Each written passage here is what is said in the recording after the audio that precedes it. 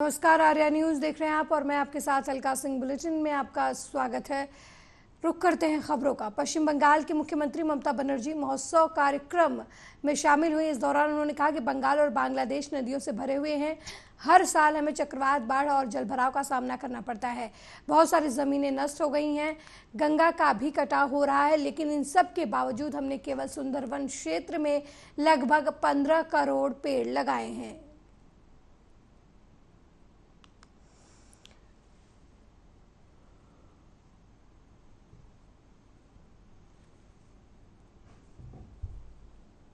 Forest department. The Bengal is totally, it is Bengal and Bangladesh. It is totally full of rivers. So every year we have to face the cyclones, either cyclones or flood, or the water logging, whatever you say. So so many lands are being eroded, and because Ganga erosion is also there. But instead of all these things, after years, we have planted about 15 crores the tree only in Sundarban area and Dikha area, resulting in which it is really helpful. And I will request to your country also, if you can help us in this regard, especially for the Sundarban area, it is the border of Bangladesh, and also especially the area, cyclone affected area. वहीं सपा नेता स्वामी प्रसाद मौर्य ने एक बार फिर से विवादित बयान दिया है। उन्होंने हिंदू धर्म को एक धोखा बताया है। उनके इस बयान पर काफी बवाल मच गया है। सत्तारूढ़ दल बीजेपी उनके बयान से आग बबूला हो गई है। स्वामी प्रसाद मौर्य ने कहा कि ब्राह्मणवाद की जड़ें काफी गहरी है और ब्राह्मण धर्म को ही हिंदू धर्म कहा जा रहा है। हिंदू धर्म दरअसल पिछड़ों, आदिवासियों और दलितों को मकड़जाल में फंसाने की एक साजिश है। हिंदू धर्म अगर होता तो वहाँ दलितों, पिछड़ों का भी सम्मान होता। सारी विषमता का कारण भी ब्राह्मणवाद ही है। हिंदू नाम का कोई धर्म नहीं है। हिंदू धर्म केवल एक धोखा है।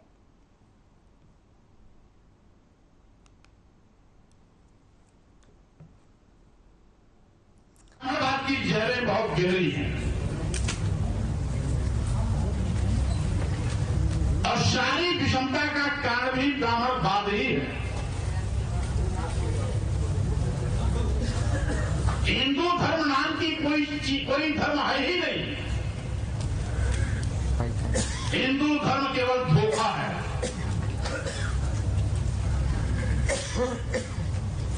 सही मायने में जो ब्राह्मण धर्म है, उसी ब्राह्मण धर्म को हिंदू धर्म कहकर के इस देश के दलितों, आदिवासियों, पिछड़ों को अपने भ्रम के मकड़जाल में फंसाने की इनकी एक साजिश है। तो आदिवासियों का भी सम्मान होता, दलितों का भी सम्मान होता, पिछड़ों का भी सम्मान होता। वहीं विश्व एथलेटिक्स चैंपियनशिप में नीरज चोपड़ा के स्वर्ण पदक जीतने पर डीएम वीरेंद्र दहिया ने उनके पानीपत स्थित आवास जाकर उनके परिवार को बधाई दी। इस दौरान डीएम वीरेंद्र दहिया ने कहा कि वो नीरज चोपड़ा के परिवार के साथ बैठे हैं। पिछली बार उनके नाम एक रजत पदक और बाकी सभी स्वर्ण पदक थे। इस बार उन्होंने हंगरी में इतिहास रच दिया और उस सिल्वर मेडल को गोल्ड में बदल दिया। हमें उन पर गर्व है, हम बेहद खुश हैं और उनके परिवार से मिलने आए हैं। ये सिर्फ उनके परिवार की खुशी नहीं, ये भारत की खुशी है।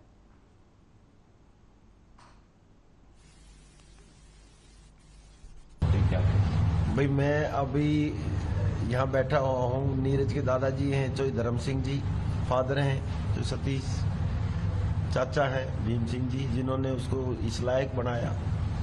पिछली बार 2021 की 2022 में जो हुई थी बिकॉज ऑफ कोरोना में, तो सिल्वर था, एक ही सिल्वर था, बाकी सारे गोल्ड थे। तो इस बार उसने नीरज चोपड़ा ने वो भी गोल्ड में कन्वर्ट कर दिया। बुडापेस्ट में, हंगरी में अपना एक इतिहास रचा और इंडिया को गौरव किया है, गौरव बढ़ाया है भारत देश का।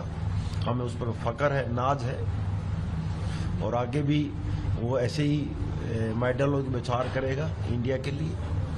और आज हमें बड़ी खुशी हुई, इसलिए मैं परिवार से मिलने आया।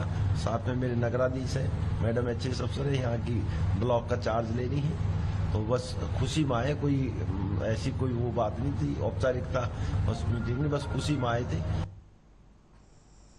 वहीं विश्व एथलेटिक्स चैंपियनशिप 2023 में नीरज चोपड़ा के गोल्ड मेडल जीतने पर पूर्व भारतीय क्रिकेटर सुनील गावस्कर का बयान सामने आया है। उन्होंने कहा कि मुझे खुशी हुई है, नीरज ने पिछली बार वर्ल्ड चैंपियनशिप में सिल्वर जीता था, इस बार गोल्ड मेडल प्राप्त करना जरूरी था। उन्होंने लंबा थ्रो किया। जब एक खिलाड़ी अच्छा प्रदर्शन करता है तो ये दूसरों को भी प्रेरित करता है।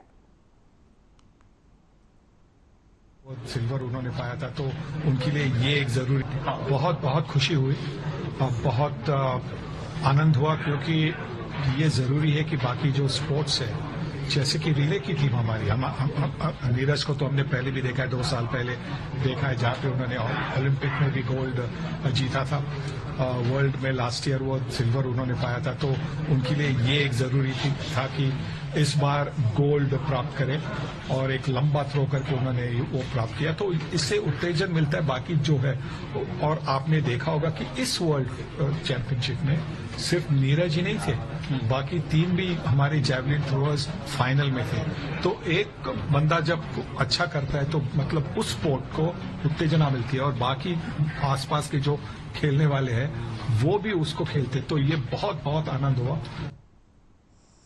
वहीं कांग्रेस द्वारा तेलंगाना में SC/ST परिवारों को 12 लाख रुपए की सहायता के चुनावी वादों पर AIMIM प्रमुख असदुद्दीन ओवैसी का बयान सामने आया है। उन्होंने कहा कि पहले से ही तेलंगाना के CM के चंद्रशेखर राव 10 लाख रुपए दे रहे हैं और कांग्रेस सिर्फ 2 लाख रुपए बढ़ाने की बात कर रही है। KCR वहीं जो दलितों के लिए योजना लाए थे वे सिर्फ नकल कर रहे हैं। ऐसा कहा जाता है कि नकल करने के लिए भी अकल की जरूरत है।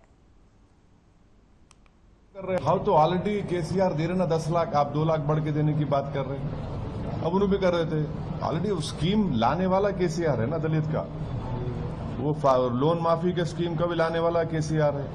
आप तो कॉपी कर रहे, कट एंड पेस्ट जो बोलते वो कर रहे आप। वो बोलते ना कि नकल और चोरी करने के लिए भी अकल चाहिए, वो भी नहीं है बेचारों के पास। अब वो कट एंड पेस्ट जो आप कर रहे हैं, आप उन्होंने ऑलरेडी कर दिया, उन्होंने अंकल कर दिए, उन्होंने ऑलरेडी स्कीम ला लिया, उन्होंने अंकल KCR जो है वो कर दिए ना। अब आप उसका ही देखा देखी कर रहे, आप है क्या आपको, तो इसका मतलब आप उनके पीछे चल रहे। वहीं बीजेपी के राष्ट्रीय अध्यक्ष जगत प्रकाश नड्डा का बयान सामने आया है। उन्होंने कहा कि PM मोदी ने कभी अपनी कुर्सी की चिंता नहीं की है, उन्होंने समाज और देश की चिंता की है। देश के लिए जो जरूरी था वो किया। सिख गुरु ने हमें सभी हित और देश की अखंडता बनाए रखने के बारे में सिखाया है। सिख समुदाय हमेशा सबसे आगे रहा है। PM मोदी ने जो राजनीति प्रतिबद्धता दिखाई है, हर कोई हेमकुंड जाता है और हर कोई हेमकुंड साहिब के महत्व को जानता था, लेकिन PM मोदी ने 1163 करोड़ रुपए खर्च कर एक दिन के सफर को 45 मिनट का प्लान बना दिया। जिसमें लेकिन प्रधानमंत्री मोदी जी ने कभी कुर्सी की चिंता नहीं की, उन्होंने हमेशा कौम की चिंता की, देश की चिंता की, और देश के लिए जो आवश्यक हुआ वो उन्होंने किया। यह भी हमको ध्यान में रखना चाहिए। और इसलिए जो सिख गुरुओं से हम लोगों को सीख मिली, सर्वजन हिताय, सबका हित हो, देश की एकता अखंडता बनी रहे, सबको एक होकर के राष्ट्रीयता के लिए काम करें, और जिसमें सिख कौम सबसे आगे रही है, तो उस तरीके से देश को भी देखने की आवश्यकता है। इस बात को निश्चित रूप से प्रधानमंत्री जी ने अपने 9 साल के कार्यकाल में पूरा करने का प्रयास किया। बहुत सी बातें जो कॉफी टेबल बुक में लिखी गई हैं उसको उदाहरण के साथ उद्धृत किया सब लोगों ने। सिस्तानी साहब ने, जस्टिस सिस्तानी जी ने किया, हमारे लेफ्टिनेंट जनरल साहब ने किया, त्रिलोचन सिंह जी ने किया, और सिरसा जी तो निश्चित रूप से उन सारी बातों को तो मैं बहुत दोहराना नहीं चाहता, लेकिन एक बात जरूर बोलना चाहता हूं कि जो पॉलिटिकल कमिटमेंट प्रधानमंत्री ने दिखाई और जो सोच दिखाई, अब अगर हम बात करें हेमकुंड साहब की, तो जाते तो सब थे, देखते तो सब थे, सबको पता था, और हेमकुंड साहब का स्थान क्या है यह भी सब लोग जानते थे। लेकिन 1163 करोड़ रुपए लगा करके उसको बना करके एक दिन की यात्रा को 45 मिनट में करने की जो योजना बनाई वो प्रधानमंत्री मोदी जी। वहीं हरियाणा के मुख्यमंत्री मनोहर लाल जलाभिषेक कार्यक्रम शांतिपूर्ण तरीके से निपटने के लिए लोगों को धन्यवाद दिया। उन्होंने कहा कि मैं नूंह वासियों को आभारी हूं। हमने कई संगठनों से अपील की थी कि वे यात्रा पर ज़्यादा जोर ना दें। मैं उन्हें हमारी बातें सुनने के लिए धन्यवाद देता हूं और जलाभिषेक कार्यक्रम शांतिपूर्ण ढंग से संपन्न हुआ। मेरा नूंह की तरफ भी था, क्योंकि एक बड़ा विषय वो भी चल रहा था कि 28 तारीख को ये होगा वो होगा। बहुत से लोगों की तरह तरह की चर्चाएं थी, लेकिन मैं सबसे पहले नूंह के नागरिकों की बहुत उनका आभारी हूँ और साथ ही और बहुत से संगठन जिनकी ओर से विषय था कि एक यात्रा निकलनी चाहिए। हमने उनको अपील की थी कि जिस प्रकार का यह समय है, इस समय सब मंदिरों में जलाभिषेक के कार्यक्रम हो, यात्रा पर बहुत आग्रह न किया जाए। तो मैं उन सबको धन्यवाद और बधाई देता हूं, आभार प्रकट करता हूं कि जिन्होंने हमारी बात मान करके और इस प्रकार का कोई कार्यक्रम बड़ा ना करके और जलाभिषेक के कार्यक्रम के लिए बाहर से कुछ 15-20 संत गए थे, कुछ वहाँ के विश्व हिंदू परिषद के कार्यकर्ता, बजरंग दल के कार्यकर्ता, ऐसे सब संस्थाओं ने बहुत संयम से सारा काम लिया और शांतिपूर्वक आज दिन का वो कार्यक्रम जलाभिषेक का ये पूर्ण हुआ है। पहली सूचना मैंने आपको ये देनी थी। वहीं पश्चिम बंगाल में दत्तपुकुर पटाखा फैक्ट्री विस्फोट पर कांग्रेस नेता अधीर रंजन चौधरी का बयान सामने आया है। उन्होंने कहा कि यहाँ के हालात देखने के बाद मैं कह सकता हूँ कि ये पटाखा नहीं है, कुछ और चीज़ है जिसका पुलिस खुलासा नहीं करना चाहती। इसकी गहन जांच होनी चाहिए। कोई विशेषज्ञ नहीं हूं, बॉम्ब विशेषज्ञ मैं बिल्कुल नहीं हूं, लेकिन भयावहता को देखकर, क्योंकि सारे दुनिया में बॉम्ब विस्फोट हम टीवी पे देखते हैं, उनका भयावहता भी देखते हैं। इसको मद्देनजर मुझे लगता है सिर्फ ये मामूली सी कोई फायर करके बनाने वाला मसाला नहीं है, इसमें और कुछ खास चीजें हैं जो यहाँ के पुलिस वालों ने उजागर नहीं करना चाहते। इसलिए इसमें और गहन तरीके से छानबीन होना चाहिए और तफ्तीश होना चाहिए।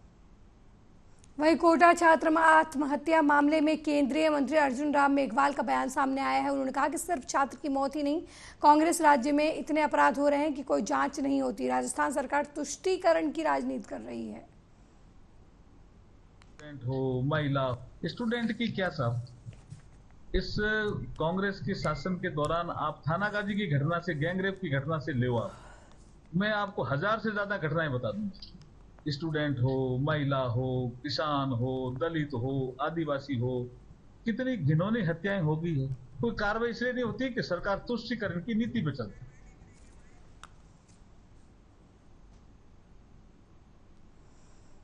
वहीं तेजस्वी यादव के खिलाफ मानहानि के मामले में शिकायतकर्ता वकील प्रफुल्ल आर पटेल का बयान सामने आया है। उन्होंने कहा कि गुजरातियों के लिए ठग शब्द का इस्तेमाल करने पर तेजस्वी यादव के खिलाफ मानहानि के मामले में कोर्ट ने उन्हें समन जारी किया है और 22 सितंबर को कोर्ट में पेश होने का आदेश दिया है।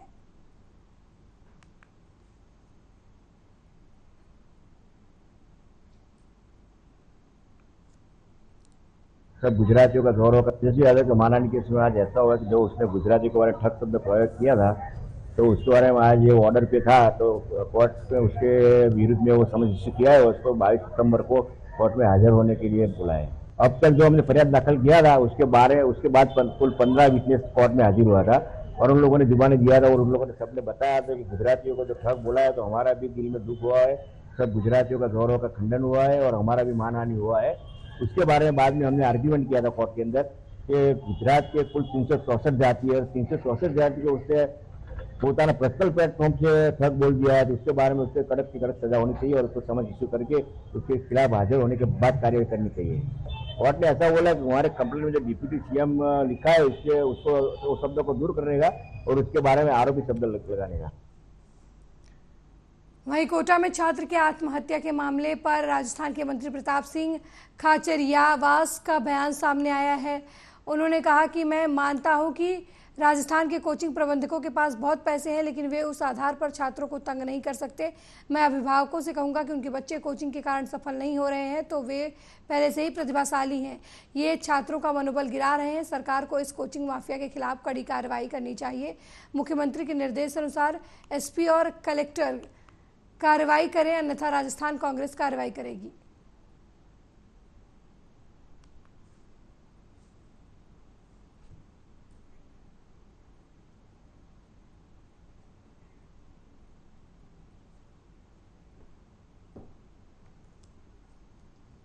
डॉक्टर नहीं बन रहे थे, आज से भी अच्छे नंबर भी ला रहे थे, बन भी रहे थे सारे के सारे लोग।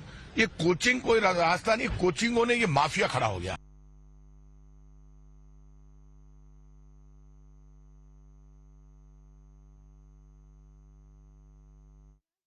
सोशल मीडिया पर काफ़ी एक्टिव रहते हैं और विवादों से उनका पुराना नाता है। सोशल मीडिया पर वायरल हुए वीडियो में उन्होंने अपशब्दों का प्रयोग करते हुए नेताओं की बहु बेटियों को अपने पास भेजने को कहा था। उनके इस बयान के बाद उन्होंने बवाल उठता देख माफ़ी भी मांग ली, लेकिन उनके विवादित बयान से सर्व संत समाज में आक्रोश फैल गया है। जिले के संतों ने समाजवादी नेता नवाब सिंह यादव के नेतृत्व में प्रदर्शन करते हुए विरोध जताया, उनकी गिरफ्तारी की मांग की। बहन बेटियों के लिए एक संत ने जो बोला है वो निंदनीय है, निश्चित रूप से उनके खिलाफ। राजू महंत जी ने पहले समाजवादी राष्ट्रीय अध्यक्ष माननीय अखिलेश यादव पे टिप्पणी की गलत, हम लोग उसका भी विरोध करते हैं।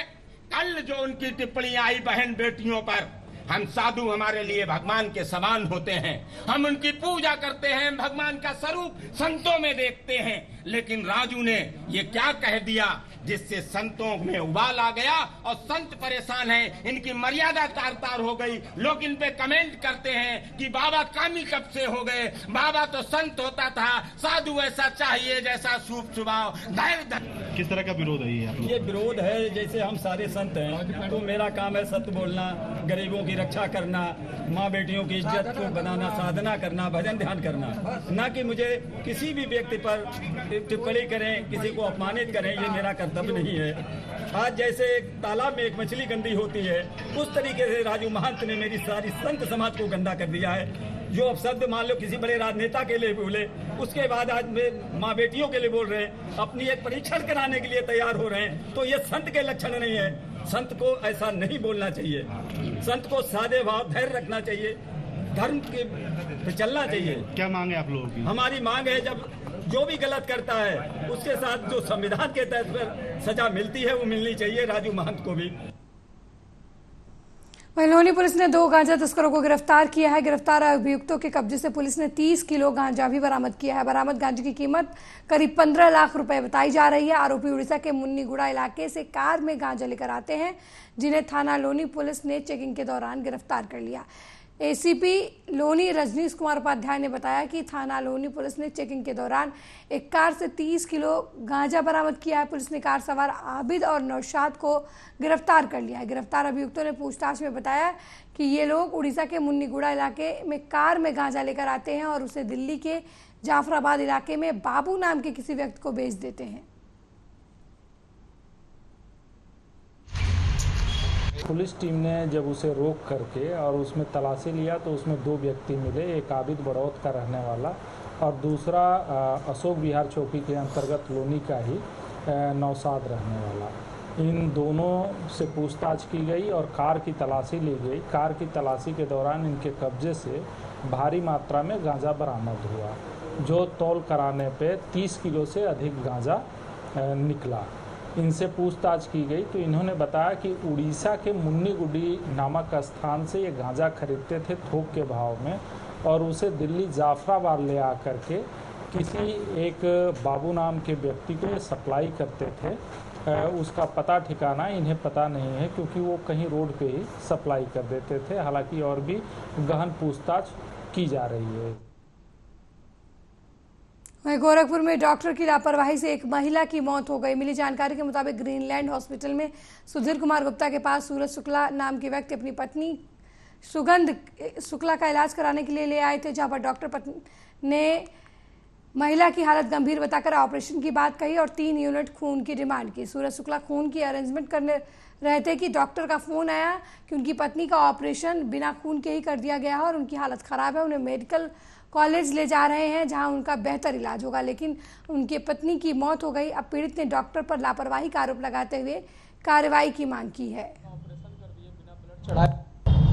सर मामला है कि doctor Sudhir Gupta Greenland hospital में मैं अपने पत्नी का इलाज करा रहा था पिछले 2 महीने से। 3 अगस्त को उनको दिक्कत हुई, मैं हॉस्पिटल गया। हॉस्पिटल जाने के बाद डॉक्टर साहब ने देखा और कहा कि इनका ऑपरेशन करना पड़ेगा, आप जाइए ब्लड लेके आइए।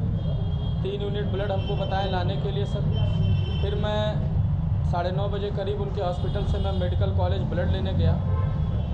वो बिना मुझसे पूछे लमसम 12 बजे के करीब में हमारे पत्नी का ऑपरेशन कर दिए बिना ब्लड चढ़ाए, जो कि उनके शरीर में ब्लड कम था।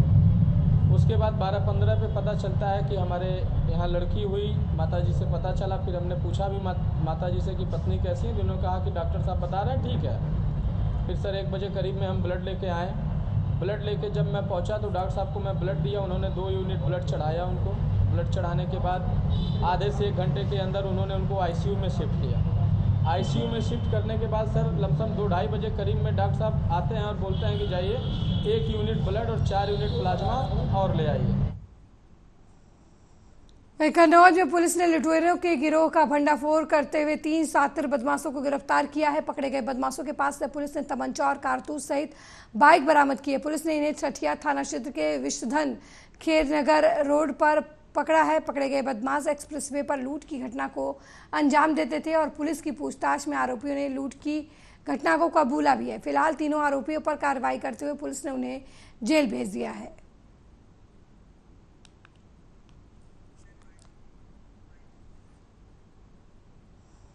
वहीं मुरादाबाद के थाना सिविल लाइन क्षेत्र में मोटरसाइकिल चुराने वाले 2 अभियुक्तों को पुलिस ने गिरफ्तार किया है। उनके पास से 1 स्कूटी और 2 मोटरसाइकिल भी बरामद हुई है। एसपी सिटी अनिल भदौरिया ने बताया कि मुरादाबाद पुलिस लगातार वाहन चोरों पर नियंत्रण करने के लिए अभियान चला रही है। इसी कड़ी में पुलिस ने बाइक चोरों को गिरफ्तार किया है। आपको बता दें कि एक बार फिर थाना सिविल लाइन पुलिस द्वारा 2 अभियुक्तों को गिरफ्तार किया गया है। इनका आपराधिक इतिहास काफी लंबा बताया जा रहा है।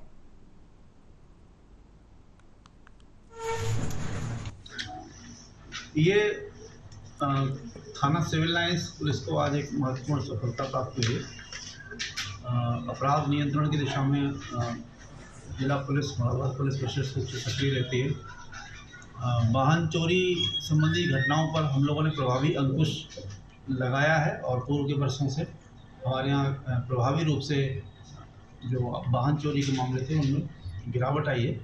उसी दिशा में एक और सार्थक प्रयास सिविल लाइन पुलिस के द्वारा किया गया है, जिसमें आज 2 वाहन चोर पुलिस ने पकड़े हैं, जिनके कब्जे से 2 स्कूटी और 2 मोटरसाइकिल ये बरामद हुई है। और ये 2 अभियुक्त हैं, जिसका पहला नाम नईम उर्फ शेरू है और दूसरा रोहित। इन दोनों का ही पूर्व का काफ़ी लंबा चौड़ा आपराधिक इतिहास है और पूर्व से भी इस तरह की घटनाओं में ये लोग सम्मिलित रहे हैं। इसमें जो नईम है वो इनका मास्टरमाइंड है। इसके अलावा हम लोग अभी और जानकारी कर रहे हैं कि इनके इस गैंग में और कौन कौन लोग शामिल हैं। विस्तार से इनकी कॉल डिटेल और सभी चीज़ों की जानकारी की जा रही है। अभी और भी विस्तार से इनसे पूछताछ की जाएगी और आवश्यकता पड़ने पर इनका पुलिस कस्टडी रिमांड भी लिया जाएगा। रायबरेली में मार्ग दुर्घटना के दौरान सेना के जवान की मौत हो गई। जवान के बुआ के लड़के को भी गंभीर चोटें आई हैं। वहीं एसयूवी पर सवार होकर दोनों रिश्तेदारी में जा रहे थे। मामला उचाहर थाना क्षेत्र के उचाहर सलोन मार्ग का है। यहाँ पर खरौली गांव के रहने वाले कंचन यादव अपने बुआ के लड़के को लेकर रिश्तेदारी में जा रहे थे। तभी पटेरवा चौराहे के पास एसयूवी अनियंत्रित होकर पुलिया से टकरा गई और पलट गई। एसयूवी पलटने से कंचन यादव और उनके बुआ के लड़के गंभीर रूप से जख्मी हो गए, जिन्हें सीएचसी उचाहर ले जाया गया, जहां डॉक्टरों ने कंचन यादव को मृत घोषित कर दिया, जबकि उनके भाई की हालत गंभीर बताई जा रही है। जवान पंजाब के फरीदपुर में तैनात था और 3 दिन पहले छुट्टी पर घर आया था। ग्राम सभा का एक युवक जिसका नाम कंचन यादव है, ये सामुदायिक स्वास्थ्य केंद्र उचाहर की इमरजेंसी में लगभग 4:50 में गंभीर दुर्घटना की वजह से मृत अवस्था में लाए गए। कहाँ के रहने वाले हैं सर? ये करौली ग्राम सभा का रहने वाला एक युवक जिसका नाम कंचन यादव है। मेरे साथ इस बुलेटिन में फिलहाल इतना ही। देश दुनिया की तमाम खबरों को देखने के लिए देखते रहिए आर्या न्यूज़। नमस्कार।